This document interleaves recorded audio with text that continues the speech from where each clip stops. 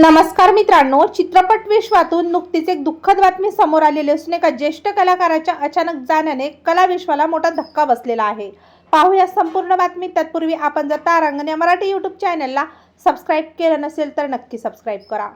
ज्येष्ठ चित्रपट निर्माते आणि केंद्रीय चित्रपट प्रमाणन मंडळाचे ज्येष्ठ माजी अध्यक्ष पहलाज निहलानी यांचे आज 4 जून 2026 रोजी निधन झालेले आहे.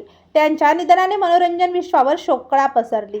त्यांच्या कुटुंबावर दुःखाचा डोंगर कोसळलेला आहे. वयाच्या 76व्या वर्षी पहलाज निहलानी यांनी अखेरचा श्वास घेतला. मनोरंजन विश्वातील कलाकार मंडळी आणि चाहत्यांनी सोशल मीडियाच्या माध्यमातून पहलाज निहलानी यांच्यावर श्रद्धांजली वाहिलेली आहे. मिळालेल्या वृत्तानुसार पहलाज निहलानी यांनी मुंबईतील नानावटी रुग्णालयात अखेरचा श्वास घेतलेला आहे. त्यांना लिव्हर सिरोसिस झाल्याचे निदान झाले होते. गेल्या 4 महिन्यापासून ते या आजाराने त्रस्त होते. पहलाज निहलानी यांच्या पश्चात त्यांची पत्नी नीता, त्यांचे 3 मुलं आहेत, ज्यांचे नाव दीपेश, विशाल आणि चिराग अशी आहेत.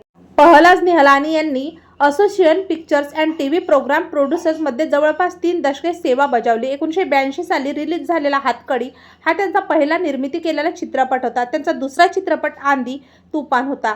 1985 साली आलेला. 1986 मध्ये प्रदर्शित झालेल्या इल्जाम मधून अभिनेता गोविंदाने चित्रपटसृष्टीत पदार्पण केले. त्यानंतर 1987 साली आग ही आग या चित्रपटाद्वारे चंकी पांडेने चित्रपटसृष्टीत पाऊल ठेवले.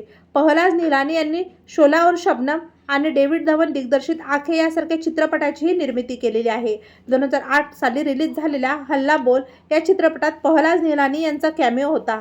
जानेवारी 2018 मध्ये त्यांनी CBFC यांच्या अध्यक्षपदाची सूत्रे हाती घेतली होती. 2019 मध्ये रिलीज झालेला रंगीला राजा हा त्यांचा शेवटचा चित्रपट ठरला.